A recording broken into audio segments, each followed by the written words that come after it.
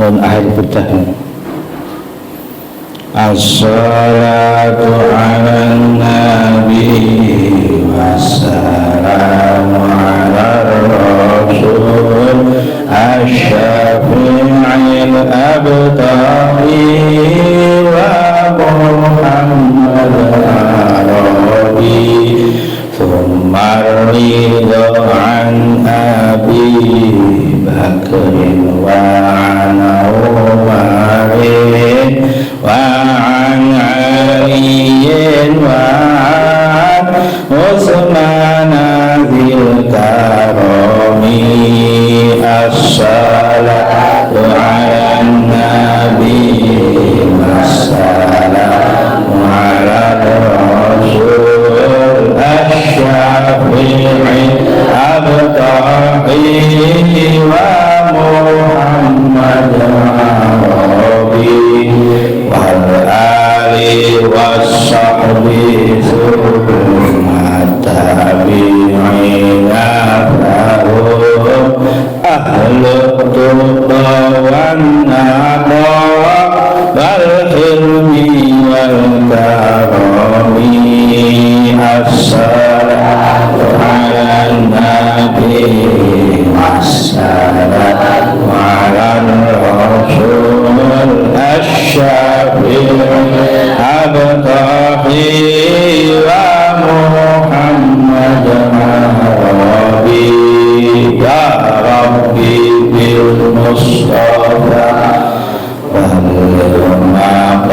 maqasidana waghfir lana amada ya wasi'al karami. Assalatu ala nabi wassalamu ala rasul asyafi'il abtahi wa Muhammad arabi waghfir ilahi likulli muslimina bima yatlu fil masjidil aqsa wa fil harami.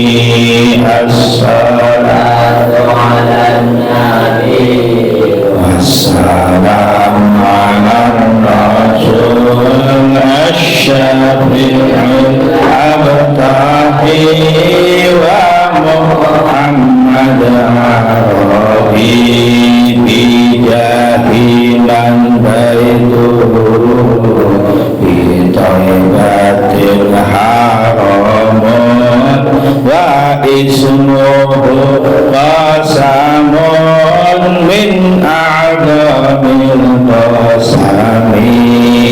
Assalatu ala nabi wassalamu ala rasul asyafi'il abtahi wa Muhammad arabi wa hadihi burdatul mukhtari qad khuribat walhamdulillahi fi bad'in wa fi khatami. Assalatu ala nabi wassalamu ala rasul asyafi'il abtahi wa Muhammad arabi abyatuha qad ata sitin ala mi'atin farrij biha karbala ya wasi'al karami. Maulaya salli hasanin iman abada ala habibina khairil khalqi kullihim.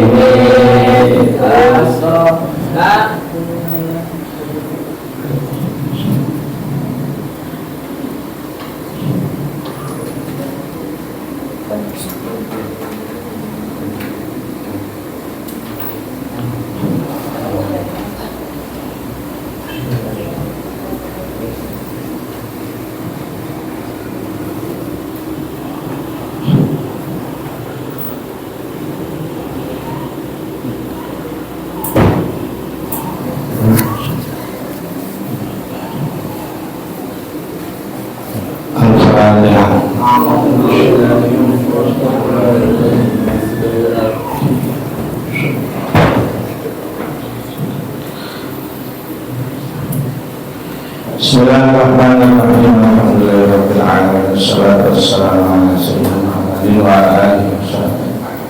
Qala subhanaka la ilaha illa anta 'allamtana innaka antal 'alim.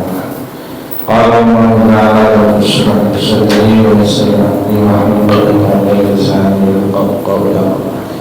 Qala musannifu rahimahullahu ta'ala wa nafa'ana bihi wa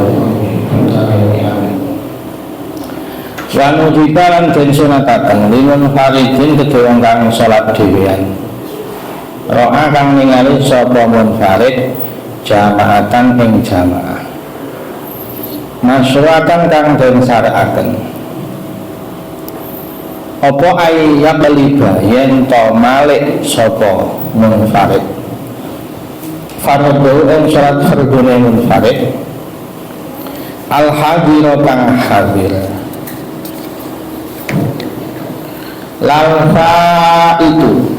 Lalfa ita ora sholat kang kodok malik naflan ing sunnah mutlakon kang mutlak wa yusallimu lan salam sapa munfarid min rakaataini saking rong rakaat. Disunahkan bagi orang yang sholat sendirian, misalnya dia datang ke masjid telat, misalnya jamaah sudah selesai, dikiranya dia nggak ada temannya jamaah, hanya dia sholat sendirian. Ternyata setelah dia takbiratul ihram datang rombongan sholat jamaah, itu disunahkan bagi dia merubah sholatnya yang wajib jadi sunnah mutlak, karena tidak boleh membatalkan sholat wajib, tidak boleh. Kalau sholat sunnah boleh dibatalkan, kalau sholat wajib dibatalkan hukumnya haram tanpa ada hajat, tanpa ada alasan. Nah, caranya bagaimana supaya boleh? Dia merubah niat sholat wajib diubah sunnah mutlak, caranya begitu. Terus nanti setelah 2 rakaat salam, setelah salam dia jamaah dengan rombongan yang datang belakangan itu tadi, caranya begitu. Tapi ada beberapa syarat-syarat yang dipenuhi. Pertama, dia sholatnya munfarid, itu sholat sendirian. Andaikan kalau dia sudah jamaah, terus ada jamaah lain yang lebih banyak, dia mau ikut, nggak boleh.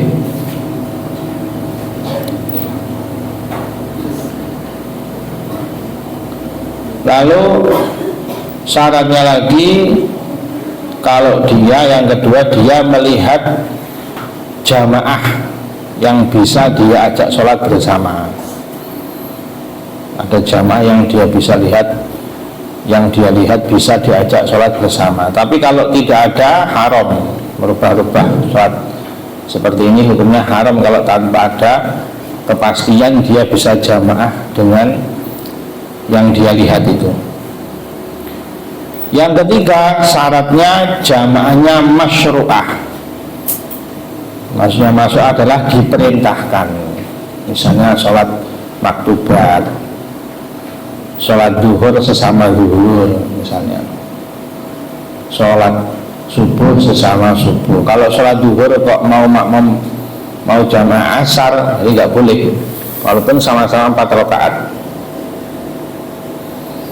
Syarat yang keempat, imamnya bukan imam yang makruh dijadikan imam. Contoh orang yang makruh dijadikan imam itu imam yang menyelisihi madhab, atau orang imam yang melakukan bid'ah, misalnya orang-orang Rafidhah, orang Mu'tazilah, orang Mujassimah, orang Khawarij, semuanya imam yang bid'ah. Nah, kalau itu tidak perlu kita, karena hukumnya makmum dengan imam yang seperti itu hukumnya makruh. Maka merubahnya juga makruh, nggak sunnah lagi. Yang kelima syaratnya adalah sholat yang 3 rakaat atau 4 rakaat. Karena tadi kan salam pada rakaat kedua, berarti dia memotong sholat yang 3 rakaat atau 4 rakaat. Kalau andaikan sholatnya sholat 2 rakaat, ya nggak perlu, tidak ada kesunahan, tapi boleh-boleh saja, sudah nggak ada yang dipotong. Jadi kan dia memotong supaya bisa jamaah salam pada rakaat yang kedua. Kalau sholatnya berarti 3 rakaat atau 4 rakaat. Kalau sholatnya 2 rakaat, ya nggak sunnah lagi, ya boleh dibaca. Paham? Syarat yang keenam, dia belum berdiri pada rakaat yang ketiga. Jadi kan salamnya di rakaat kedua, jadi dia belum berdiri ke rakaat yang ketiga. Kalau sudah rakaat yang ketiga, ya sama mubah, tidak sunnah lagi. Yang ketujuh, ayat di asabtu, waktu masih panjang, masih lama. Sekira dia 2 rakaat salam terus jamaah, masih ada waktu yang mencukupi untuk melakukan jamaah. Kalau sekira dia bimbang, sudah mepet waktu, sudah mau keluar waktu sholat, haram itu. Jadi sebagaimana beberapa masalah itu rata-rata tak tarihi ahkamul khamsah. Semua masalah itu pasti ada 5 hukumnya. Dalam hal ini 5 kecuali 1, berarti 4 hukum selain wajib. Kalau yang wajib nggak ada, merubah itu terus wajib merubah itu nggak ada. Kalau nggak sunnah, ya mubah, ya makruh.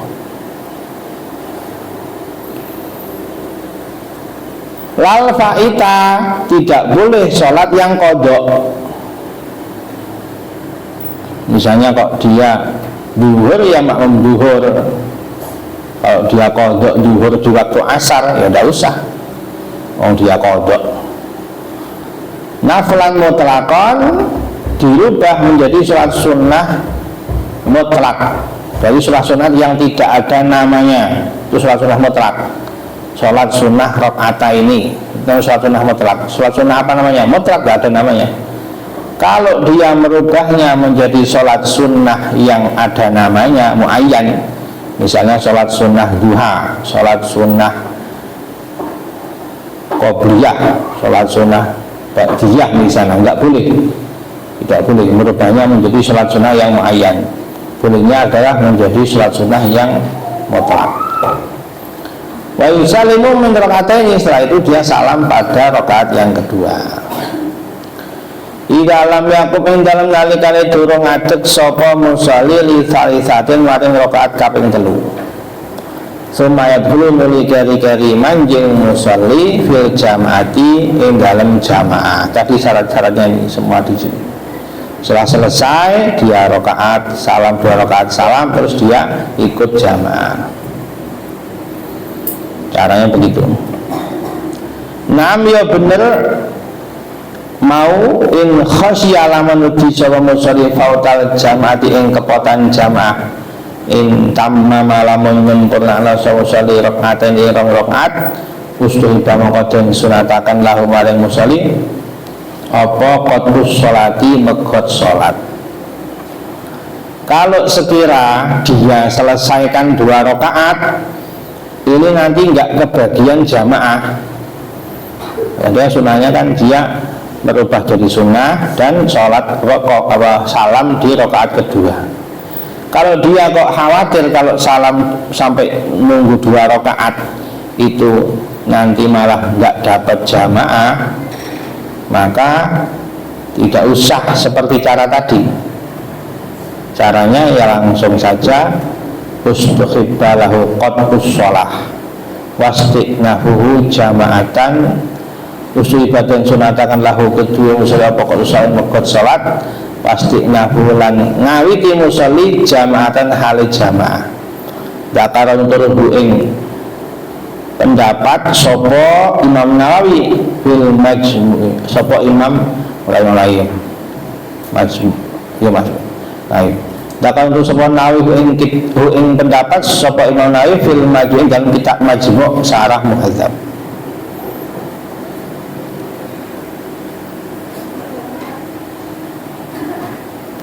Kalau sekira dia khawatir nanti malah nggak kebagian jamaah, langsung diputus saja sholatnya. Wa ba'dalan sapa al-Bulqini, Imam al-Bulqini. Annahu sak temene musolli ku salimu salam sapa musolli walau min rakaatin dan senajan saking sak rakaat. Nah ini pendapatnya Bulqini ini. Imam Bulqini tidak usah nunggu 2 rakaat, langsung dirubah sunnah dan salam meskipun 1 rakaat. Punya yang Bulqini ini.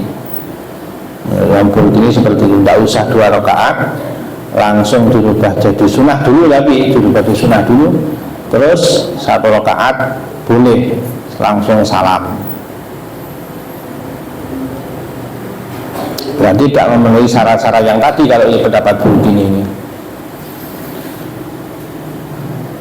Amma idza qama napun ing dalem nalikane wis ngadeg musolli salisatin maring rakaat kaping 3 atama mongko nyempurnakno sapa musolliha ing salat nadban kelawan sunnah.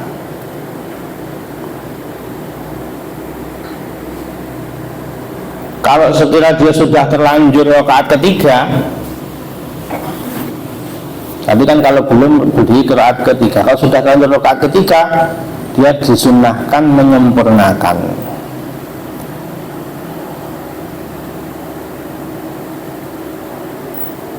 Ilam yakhsha lamun ora khawatir musolli fautal jamaah jeung kepotan jamaah. Ya sempurnakan sekalian. Kalau dia maghrib ya 3 rakaat salam. Kalau misalnya zuhur ya 3 tambah 1 lagi jadi 4 terus salam. Itu maksudnya ibarat di sini begitu maksudnya. Tapi kalau tidak khawatir ketinggalan jamaah, kalau khawatir nggak kemanan jamaah nih, ya langsung diputus sholatnya. Putus sholatnya memulai dari awal. Summa yadkhulu nuli manjing sapa musolli fil jamaati ing dalem sholat jamaah. Ini kalau dia sholat fardu ini. Apalagi kalau sholat sunnah,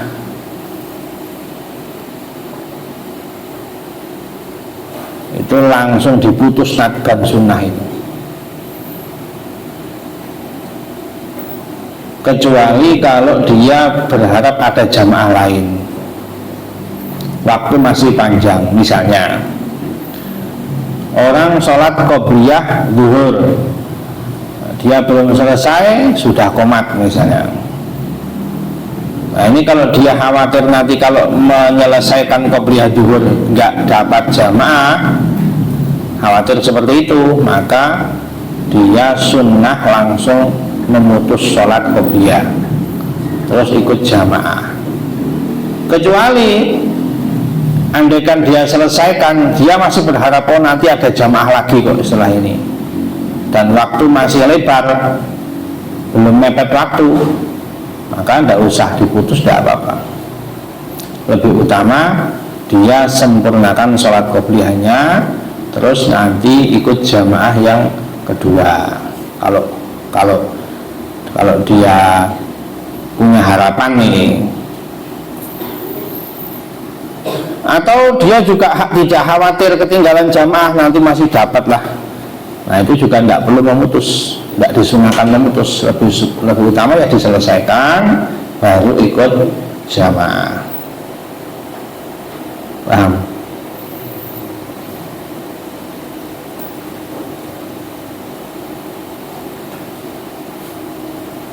Begitu juga kalau ada orang sholat qadha misalnya, dia sholat qadha zuhur waktu isya, dia sholat qadha zuhur di waktu asar, ketiduran nggak sholat zuhur sampai asar misalnya. Asar sendiri sudah mepet waktunya. Nah ini juga dia harus mementingkan yang asar dulu, karena ada yang punya waktu. ketika dia sholat duhur seperti itu, khawatir nanti enggak kebagian asar malahan, nah, ini merubah sholat duhurnya menjadi sunnah dan melaksanakan asar lebih dulu atau sholat yang hadirah. Faslun fil adani wal iqamati wa alam.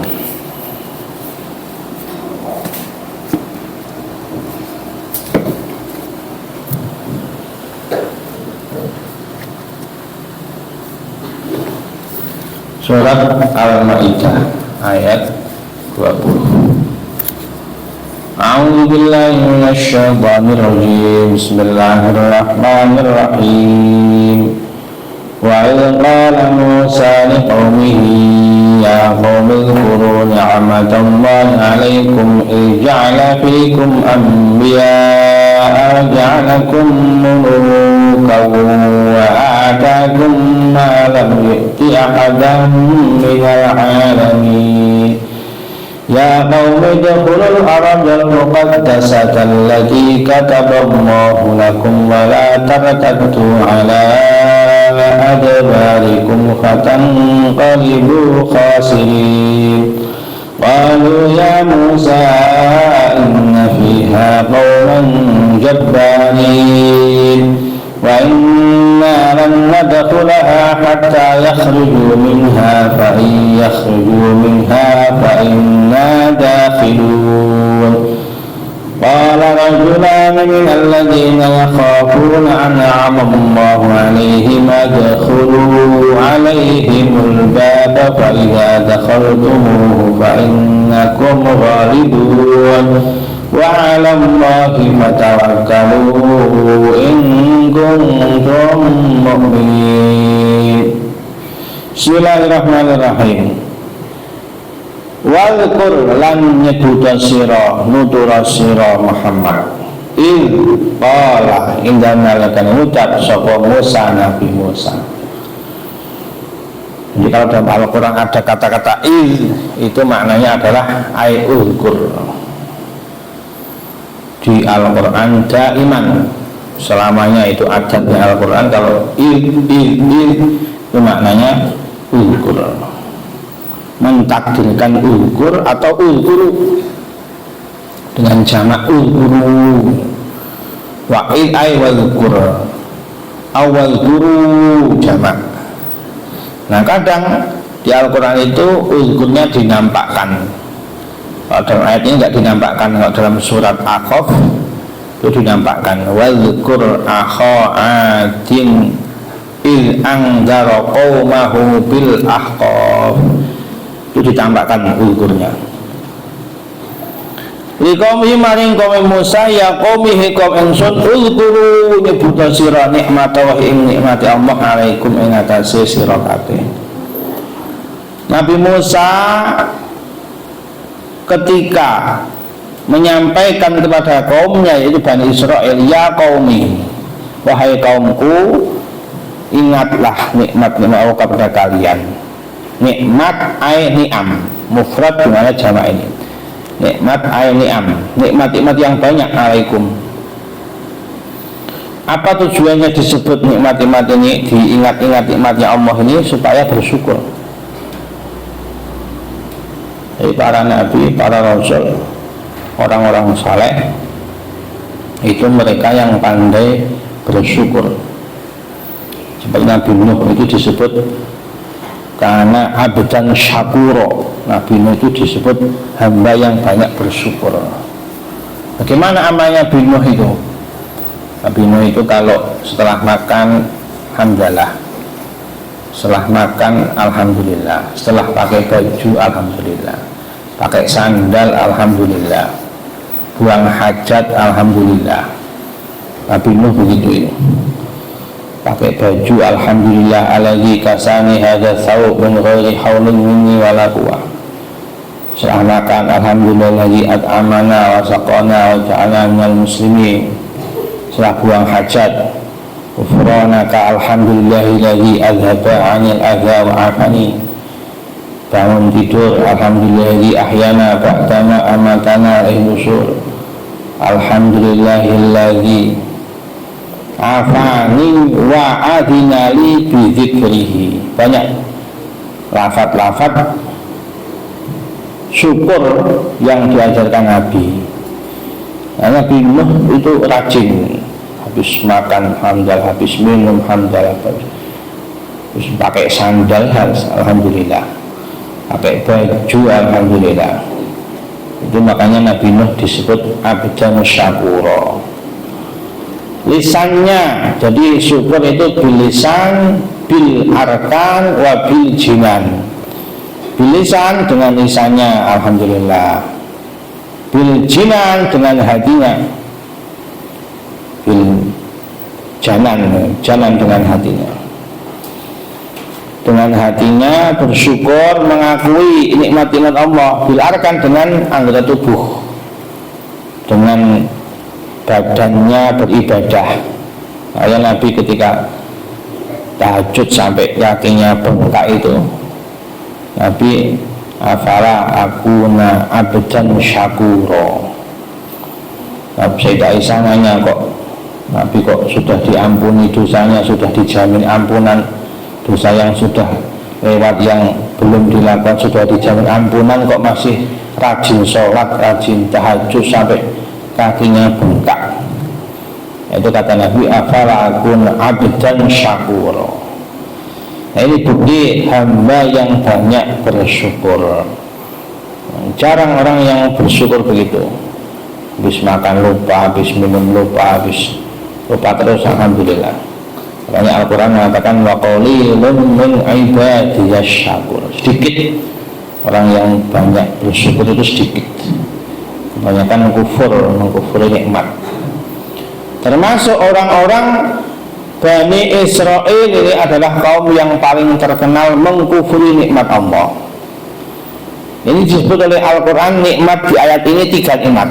Pertama, ija'ala ing dalam nalikane wis ndadekaken Allah fikum ing dalam sira kabeh ay mingkum tegese sang sira kabeh Bani Israel ambiya ing pira-pira nabi. Pertama ini Allah memberi banyak nabi dari Bani Israel. Dimulai dari nabi pertama Nabi Yakub, nabi Bani Israel pertama Nabi Yakub. Nah, Israel itu nama lain Nabi Yakub. Sampai Nabi Isa itu semua nabi dari Bani Israel, ribuan nabi. Yakub sampai Isa itu. Tidak ada kaum kabilah yang punya nabi sebanyak Bani Israel. Kalau misalnya kaum Ad, wa ila adin akhahum huda, kaum Ad Nabi Hud misalnya, wa ila kaum Samud, wa ila Samud akhahum Syu'aiban, Nabi Syu'aib, misalnya begitu. Jadi satu kaum, satu kabilah paling nabi satu. Tapi kalau Bani Israel ribuan nabi. Ini nikmat pertama. Wa ja'alakum lan dadiaken Allah ing sira kabeh mulukan ing pira-pira raja. Ai ashaba khotamin, tegese wong kang duweni pira-pira budak pembantu. Laden. Wong kang laden. Wa kesanan yo laden, pembantu. Karyawan. Yang kedua, dulu Bani Israil itu budak. Mulukan ay ahroron, kadang dimanai mulukan itu orang-orang yang merdeka. Dulu Bani Israil itu budak, dijajah oleh Fir'aun. Jadi budak, jadi dijadikan sebagai tawanan asiron gitu. Terus dimerdekakan oleh Allah. Merdeka ini juga nikmat dari Allah. Mulukan ay malika anfusihim. Maknanya muluk adalah ay malik, jamak dari malik. Ay maliki anfusihim, orang yang memiliki dirinya sendiri. Kalau budak itu nggak bisa memiliki diri sendiri. Dirinya milik tuannya, milik bosnya, milik sayyidnya. Menurut sahabat Abdullah bin Amr bin As, mulukan ay aghniyaan, maknanya muluk adalah orang yang kaya-kaya. Kok kaya? Ada orang bertanya kepada sahabat Sayyidina Abdullah bin Umar bin As, indi malun wa zaujah, saya itu di rumah punya harta, punya istri. Fa anta ghaniyun, berarti kamu orang kaya. Berapa banyak orang yang nggak punya uang, yang nggak punya istri. Kamu kok punya uang, punya istri, berarti kamu kaya. Saya di rumah punya pembantu, indi khudamun, punya pembantu. Indi khadimun, jamak dari khudamun, khadim, pembantu, pelayan. Qala fa anta malikun, kalau sudah punya pembantu ini raja, kamu raja. Ini maknanya mulukan ay aghniyaan menurut Imam sahabat Sayyidina Abdullah bin Amr bin As, putra dari sahabat Amr bin As. Ada lughat hujal itu dan kinanah memaknai mulukan ay ahrar, merdeka, bukan budak. Ini nikmat yang kedua oleh Allah yang diberikan kepada Bani Israel. Yang ketiga ini wa atalan paring awak ing sira kabeh ma ing perkara lam yu'ti kang durung tau aweh sapa Allah ahadan wong suci minal alamin saking wong alam kabeh. Ae bayane minal manni saking panganan manna wasalwan salwa wafal kil bahjilan ke apa kuwi kebukae segara, kebelai segara. Wahun jalan yang ini mengkonomani wasalafil bakar. Yang ketiga, kalian diberikan sesuatu yang belum pernah diberikan orang-orang di seluruh dunia, alamin, seluruh alam. Jadi diberikan keutamaan yang tidak diberikan kepada kaum-kaum yang lain di Bani Israel.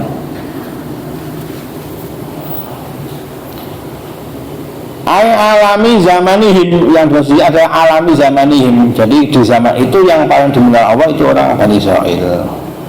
Kalau alami tidak diperkirakan zamanihim, hanya alaminya semuanya dari Nabi Adam sampai akhir zaman.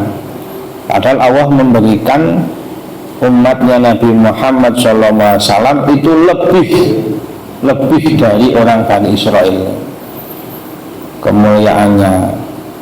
Nabi akhir zaman dan umatnya itu melebihi keistimewaan, kemuliaan yang diberikan Allah kepada Bani Israel. Makanya alamina ditakdirkan ay alami zamanihim, alam di zamannya saja. Misalnya mereka memang diberikan banyak nabi. Nabi itu nikmat dari Allah. Kalau tidak ada nabi, orang tidak tahu caranya menyembah Allah, tidak punya kesempatan masuk surga. Ahli fatrah, orang-orang yang hidup di zaman tidak ada nabi, ahli fatrah itu nasibnya diperselisihkan, apakah dia masuk neraka karena nggak iman atau dia jadi debu nanti di akhirat, atau bagaimana nasibnya. Nah ini kesempatan itu kalau dia punya nabi. Nah ini dikasih nabi ribuan nabi Bani Israel itu tidak bisa mengalahkan nabi akhir zaman, Nabi Muhammad SAW. Jadi orang itu bisa sholat, bisa beribadah, bisa beramal, caranya muamalah, caranya ubudiyah itu ya karena nabi, jasanya nabi. Kalau nabi nggak diutus, nabi tidak dilahirkan, ya nggak bisa namanya tahu. Misalnya orang-orang Bani Israel itu dikasih banyak nabi. Kalau umatnya Nabi Isa itu diberikan banyak ulama. Nah, dari itu mengatakan ulama ummati ka'ambiyai Bani Israel. Ulama umatku itu kedudukannya seperti nabi-nabinya orang Bani Israel. Ya qaumi, Allah sedang menyebutkan tentang nikmatnya orang-orang Yahudi, orang Bani Israel, supaya mereka mengingat-ingat dan bersyukur, mau iman dengan Nabi Azam. Tujuannya begitu. Kalau ngucap sapa ya qaumi duh kaum ingsun udkhulu manjing sira kabeh al arda ing bumi al muqaddasata kang den sucikaken, ay al mutahharata tegese kang den sucikaken. Alatiyo ardul muqaddasah, kata kang wis mestikaken sapa Allah awalakum kudu sira kabeh ai amarakum tegese perintah Allah ing sira kabeh bitu jalan manjing ardal muqaddasah wa yaitu muqaddasah iku asyamu syam. Masuklah kalian ke bumi yang disucikan. Ini perintahnya begitu. Bumi yang disucikan itu mana? Bumi yang sudah Allah tetapkan untuk kalian, yaitu dulu ketika Bani Israel diusir dari Mesir oleh Fir'aun nyebrang Laut Merah. Mesir kalau nyebrang Laut Merah itu menuju wilayah Syam. Di wilayah Syam ini dikuasai kaum Bani Amalikoh waktu itu, penguasa yang badannya besar-besar, kuat-kuat, senjatanya lengkap. Nah ini maksudnya masuk di sini itu berjihad maksudnya. Jadi Nabi Musa diajak, diperintahkan untuk berjihad. Nah, kalau dalam ayat lain disebutkan idhab anta wa akhoka ya. Pokoknya Bani Israil itu nggak mau diajak oleh Nabi Musa. Kamu Musa idhab anta, kamu pergi dengan saudaramu saja Harun, nggak usah ngajak-ngajak. Inna hahuna qaidun, kita duduk saja di sini nunggu beres. Nanti kalau sudah kalian kan nabi, rasul, hebat, kalahkan mereka. Kita duduk di sini nunggu beres. Nanti kalau sudah beres kita baru masuk. Nah, itu namanya sami'na wa asaina. Orang Bani Israil itu begitu. Wa usribu fi qulul ajl. Wis sami'na, tak mendengar tapi maksiat. Dengar perintah, dengar mau'idhah, dengar dari Nabi Musa, mendengar kupingnya tapi nggak mau tunduk. Itu sifatnya orang-orang Bani Israil.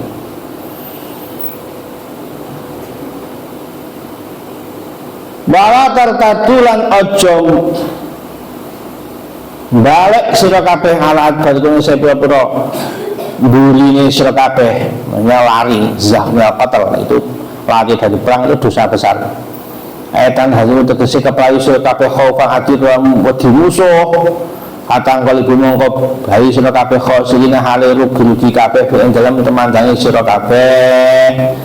Ini memang dulu itu tanah Syam. Ada yang mengatakan Ardul Muqaddasah itu mabainal Furat wan Nil, di antara dua sungai, yaitu sungai Eufrat dan sungai Nil di Mesir.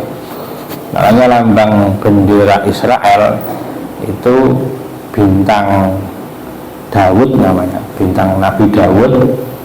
Maksudnya itu bintangnya Nabi Daud itu David, ya punya bintang David. David itu Nabi Daud. Israel Raya itu terus diapit dua sungai, di benderanya biru, itu Israel Raya. Itu simbolnya begitu. Dua sungai itu antara sungai Eufrat sampai sungai Nil. Jadi mereka sekarang memerangi Palestina, menjajah Palestina dalam rangka mau mencaplok wilayah antara sungai Eufrat dan Nil. Itu tidak akan berhenti mereka kalau belum terbangun negara Israel Raya yang dicita-citakan. Itu dulu diperintahkan oleh Allah supaya berjihad dengan orang Amalikoh, tapi nggak mau. Nah sekarang mereka ngaku-ngaku itu tanah yang dijanjikan, padahal dulu nggak mau. Orang Israel itu sangat memegang sejarah orang Yahudi itu. Nah, kaum muslimin kadang lupa dengan sejarah, nggak mau mengambil pelajaran dari sejarah. Orang Yahudi itu kejadiannya sudah berapa ribu tahun. Nabi Musa itu masih diingat terus orang Yahudi. Sampai hari ini tanah sudah dijanjikan yang sudah sekian ribu tahun kok masih dianggap tanahnya dia, padahal kan hampir orang. Nah tanya orang mati sudah diwaris orang lain. Nah ini orang yang juga ini, dia ingat-ingat tanah dulu katanya dijadikan, mau diambil paksa, padahal sudah milik orang. Itu kelakuannya yang begini. Dari ayat ini bisa diambil kesimpulan bahwa Nabi itu di atas raja. Karena Allah menyebut nikmat itu ja'ala fikum anbiya'a wa ja'alakum muluka. Nabi di atas raja. Nabi dulu baru raja. Begitu pula pewarisnya para nabi itu para anbiya, para ulama atau anbiya. Para ulama pun di atas para raja. Jadi raja itu menjadi hakim manusia, ulama adalah hakim para raja. Ya, begitu.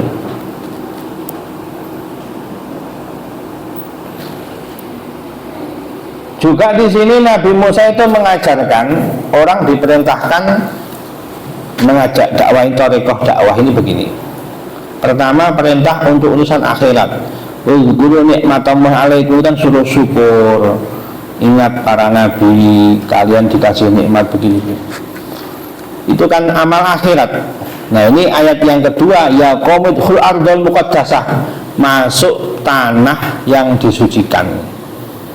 Nah, ini bisa perintah jihad, gimana jihad itu perintah agama, tapi juga berbau dunia. Itu kadang dari dakwah begitu, orang itu dikasih dorongan supaya semangat ibadah, kadang dengan bau dunia. Misalnya Nabi Nuh itu perintah istighfar. Faqultus taghfiru rabbakum innahu kana ghaffara yursilis samaa'a 'alaikum midrara wa yumdidukum bi amwali wa banina wa yaj'al lakum jannati wa yaj'al lakum anhara. Kalian istighfar, Allah Maha Pengampun. Itu kan perintah akhirat, istighfar, amal akhirat. Nanti Allah akan turunkan kalian hujan. Hujan itu kan dunia. Midraran, hujan yang deras. Wa yumdidkum, dikasih kalian harta dan anak-anak wabanina. Wa ja'alakum jannatin, kalian dikasih tanah, dikasih kebun. Wa ja'alakum anhara, dikasih sungai-sungai. Nah, perintah pertama istighfar, setelahnya itu berbau dunia. Ini untuk menarik supaya orang mau beribadah karena masih hidup di dunia. Tapi tetap pertama kali perintah syariat, perintah agama. Kadang orang diperintahkan supaya banyak istighfar, nanti biar banyak rezeki. Itu penarik biar orang mau istighfar, karena ya itu dakwah begitu, para nabi begitu, para rasul begitu.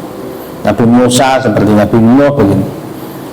Nabi Muhammad SAW begitu, perintah jihad. Kalau kalian menang mati, kalau kalian menang nanti dapat ghanimah, dapat harta salep. Kalau kalian mati syahid masuk surga. Ya, ada bau harta ghanimah, ada bau begitu supaya semangat. Kalau ngucap sapa Bani Israil ya Musa, he Musa. Ini menunjukkan orang Bani Israil itu orang-orang yang tidak punya adab. Dengan nabinya itu langsung manggil nama. Kalau para sahabat Nabi itu tidak pernah manggil ya Muhammad, tidak pernah, kecuali orang-orang yang belum iman, Abu Jahal, Abu Lahab, dan orang-orang Quraisy itu manggil ya Muhammad. Tapi belum pernah dalam hadis manapun itu kok sahabat kok manggil Nabi ya Muhammad, tidak pernah. Tapi orang Bani Israil itu tidak punya adab nih, manggil nabinya ya Musa. Nah, Allah saja ngajari kalau manggil Nabi itu ya ayyuhan Nabi. Kalau para sahabat manggil ya Rasulullah, ya Nabi Allah, begitu. Fidaka ammi, fidaka abi wa ummi. Kau jadi tebusan orang tua saya ya Rasulullah, jadi tebusan untukmu. Maksudnya andaikan kok Allah mengambil ayah ibuku sebagai ganti engkau, tidak ada masalah. Namanya fidaka abi ummi, begitu. Ayah dan ibu jadi tebusan untukmu wahai Nabi. Begitu para sahabat ini. Tapi orang Bani itu tidak ada adab ini. Karena nabinya manggil ya Musa, he Musa. Mirip kelakuannya orang-orang kafir. Inna fiha iku satune ardul muqaddasah sapa koman kom jabal kadem sesa. Di sana itu Musa itu orangnya kuat-kuat. Orang-orang Amalek itu besar-besar, badannya besar-besar. Min baqaya adin, saking pira-pira turahane wong Ad. Jadi mereka itu anak turunnya kaum Ad. Itu kan alam Ad itu kan disebut kaum yang menguasai Iram, kota Iram. Iram dzatil imad allati lam yukhlaq mithluha fil bilad. Orang-orang Iram itu orang Ad yang badannya besar-besar, rumahnya saja itu mengukir gunung. Saking hebatnya itu orang Ad itu, gunung diukir dijadikan rumah. Gunung-gunung itu dipahat dijadikan rumah. Kalau orang sekarang maju modern paling bangun jalan.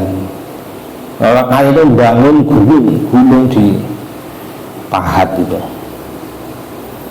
Belum pernah orang semaju semodern orang Ad. Wong Al-Quran mengatakan lam yukhlaq mithluha fil bilad. Belum pernah ada yang lebih maju dibanding orang Ad. Nah, orang Ad punya anak keturunan kaum Amalikoh, orang hebat-hebat, tiwalan kang dhuwur-dhuwur, gawe kuatin kang duwe kekuatan. Itu mereka tuh hebat-hebat Nabi Musa. Ini bedanya orang Yahudi dengan para sahabat Nabi itu begitu. Kalau Nabi dan para sahabat perang Badar itu 300 melawan 1000 pasukan, itu pedangnya cuma 8. Jadi perang 300 orang itu pedangnya cuma 8 melawan 1000 pasukan senjata lengkap. Nggak punya pedang cuma 8.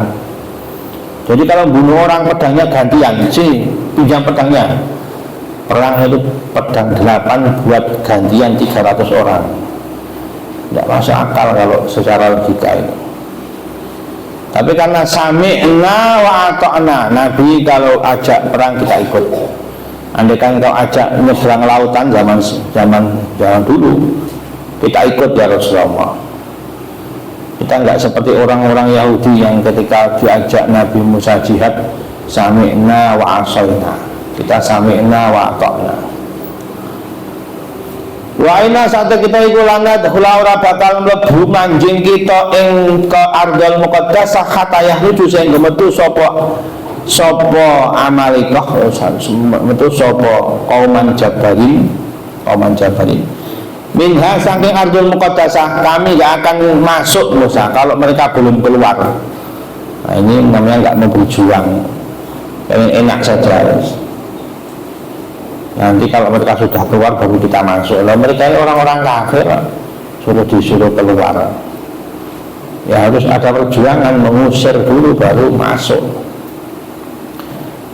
Akhirnya oleh Allah dihukum Nabi Musa dan pengikutnya ini tidak bisa keluar dari Gunung Tih selama 40 tahun karena nggak mau taat kaumnya itu dengan Nabi Musa.